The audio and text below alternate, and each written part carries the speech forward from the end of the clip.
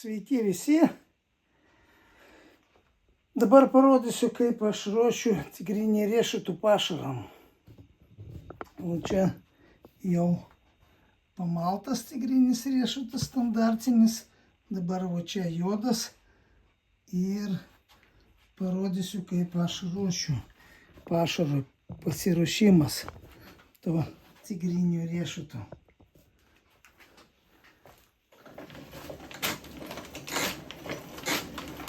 Čia tokia, kaip sakyt, smulkintuvas.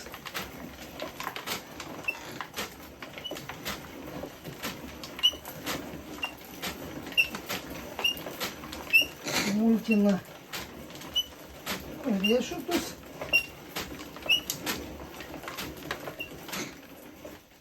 Čia dar sausų žalių riešutų smulkinu, o paskui juos virsiu. Tada jie gerai išvira.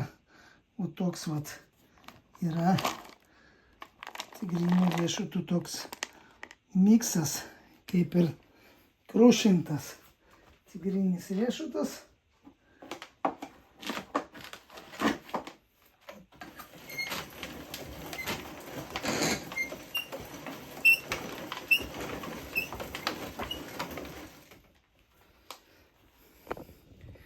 Va toks aparatas.